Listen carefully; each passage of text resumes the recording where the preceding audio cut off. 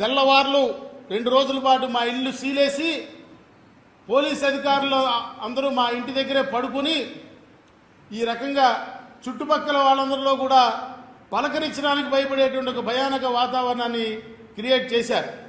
అసలు ఇదిగాక నా ఫోన్లని నేను గవర్నర్ని కలిసిన తర్వాత నా 2 మొబైల్ నెంబర్స్ ఆనాడు నేను ఉపయోగించే 2 మొబైల్ నెంబర్స్ని ఇంటెలిజెన్స్ డీజీ గారు ట్యాపింగ్ చేశాడు. నేను చేస్తున్న ఆరోపణ ఆధార సహితంగా చేస్తా ఉన్నా. నా ఫోన్ని ట్యాపింగ్ చేసి పిఎస్ఆర్ ఆంజనేయులు నన్ను బెదిరించాడు.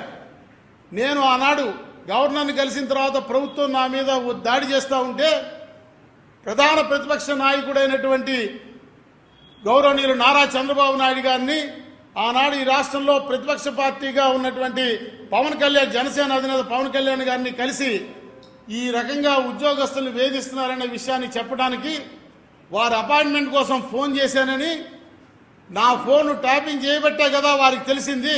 వెంటనే నా దగ్గరికి వచ్చి నన్ను పిలిపించి ఆ యేసుబాబు అనే అధికారి దగ్గర కూర్చోబట్టి నువ్వు పవన్ కళ్యాణ్ని చంద్రబాబు నాయుడిని కలవడం మానుకోకపోతే నీవు చాలా ఇబ్బందులు పడతావని చెప్పాడు.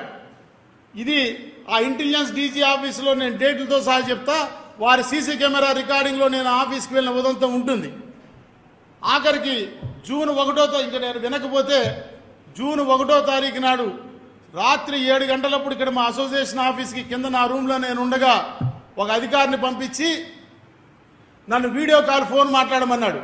ఆనాడు ఇప్పుడు నా ఫోన్లు వాళ్ళు ఏదైతే పట్టుకుపోయారో 7780729097 అనే నా మొబైల్ నెంబర్తో వారికి వీడియో కాల్ మాట్లాడిచ్చారు.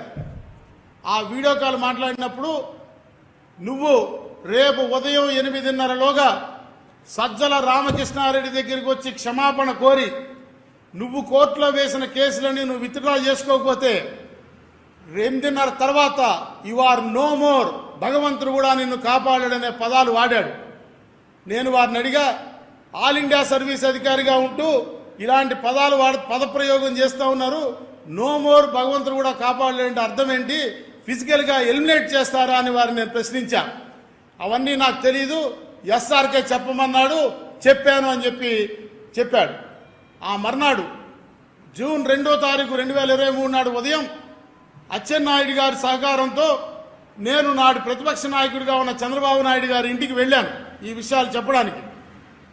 వారు దీన్ని అర్థం చేసుకుని ఇది చాలా దుర్మార్గమైనటువంటి వ్యవస్థ, దుర్మార్గుడు రాజుగా ఉన్నాడు, మనం ఈ వ్యవస్థని కాపాడుకోవాలి, మనని మనం కాపాడుకుంటూనే ఈ వ్యవస్థని కాపాడుకోవాలని ఆయన నాకు ధైర్యం చెప్పారు. నాడు చంద్రబాబు నాయుడు గారి ఇంటికి వెళ్ళారన్నది అక్కడ ఉన్నటువంటి సీసీ కెమెరా ఫుటేజ్ని డైరెక్ట్గా ఇంటెలిజెన్స్ డీజీ ఆఫీసులో పిఎస్ఆర్ ఆంజనేయులు చూస్తాడు కాబట్టి అక్కడ నేను కనిపించానని 200 మంది పోలీసుల్ని అర్ధగంటలో మా అసోసియేషన్ ఆఫీస్ చుట్టూ మా ఇంటి చుట్టూ మోహరించారు. నేను వారికి దొరకకుండా వెళ్ళిపోయానని నా డ్రైవర్ని అనిల్ కుమార్ అనే నా డ్రైవర్ని పట్టుకు వెళ్ళి విజయవాడలో 4 పోలీస్ స్టేషన్స్, మొట్టమొదట లెనిన్ సెంటర్లో ఉన్న పోలీస్ స్టేషను, తర్వాత పశువుల ఆసుపత్రి దగ్గర ఉన్న పోలీస్ స్టేషను, ఆటోనగర్లో ఉన్న పోలీస్ స్టేషన్కి తిప్పి అతన్ని నానా హింస పెట్టి కొట్టి, బట్టలు ఇప్పదీసి కొట్టి, అతన్ని కొడుతూ నన్ను ఎక్కడ దింపావు మీ సార్ నేను అడిగితే నాకు తెలియదంటే అతనికి నా కారు చంద్రబాబు నాయుడు గారి ఇంటికి వెళ్ళినటువంటి ఫుటేజ్ని చూపించి ఇదిగో చంద్రబాబు నాయుడు గారి ఇంటి దగ్గర దింపావు, అక్కడి నుంచి ఎక్కడికి తీసుకెళ్ళావు అని చెప్పి అతన్ని కొడితే ఆ కొడుతున్నటువంటి సమయంలో ఏసీపీ భాస్కర్ రావు ఫోన్కి సజ్జల సార్ అనే పేరుతో కాల్ రావటం, దొరికాడా చెప్పాడా, ఆ సూర్యనారాయణ ఎక్కడున్నాడా దొరికాడా అని ఆయన అడగటం, లేదు సార్ అని మీరు చెప్తే సజ్జల రామకృష్ణారెడ్డి అన్నట్టుగా స్పీకర్ ఫోన్లో మా డ్రైవర్ విన్నాడు.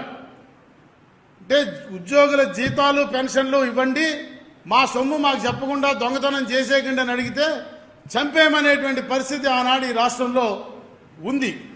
అక్కడి నుంచి మరలా నేను అజ్ఞాతంలోకి వెళ్ళటం, కింది కోర్టులో నాకు యాంటిసిపేటరీ బెయిల్ రాకపోతే, హైకోర్టులో రాకపోతే సాక్షాత్తు హైకోర్టు జడ్జి గారే ఓపెన్ కోర్టు హాల్లో మై హ్యాండ్స్ ఆర్ టైడ్, నా చేతులు కట్టివేయబడి ఉన్నాయని వ్యాఖ్యానించారంటే ఆనాటి ఈ రాష్ట్రంలో పరిస్థితి ఏంటో అర్థం చేసుకోవాలి.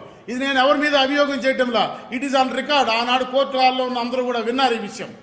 తదనంతరం నేను సుప్రీంకోర్టులో యాంటిసిపేటరీ బెయిల్కి వెళ్తే నాకు ఇంటీరియం యాంటిసిపేటరీ బెయిల్ మంజూరు చేస్తూ సుప్రీంకోర్టు డివిజన్ బెంచ్ సెప్టెంబర్ 15వ తారీఖు నాడు we know what is happening in Andhra Pradesh అనేటువంటి వ్యాఖ్యానం చేసిన విషయం దేశం మొత్తం చూసింది. ఆంధ్రప్రదేశ్ రాష్ట్రంలో జరుగుతున్నది ఏంటో మాకు తెలుసు అని నా ముందస్తు యాంటిసిపేటరీ బెయిల్ని వ్యతిరేకించినటువంటి ప్రభుత్వ ప్లేడర్ సమక్షంలో ఆనాడు సుప్రీంకోర్టు వ్యాఖ్యానించింది. ఇంకా దారుణమైన విషయం ఏంటంటే నా సుప్రీంకోర్టులో యాంటిసిపేటరీ బెయిల్ రాకుండా ఉండడానికి ప్రభుత్వం 25 లక్షల రూపాయలు అధికారికంగా ఖర్చు పెట్టింది.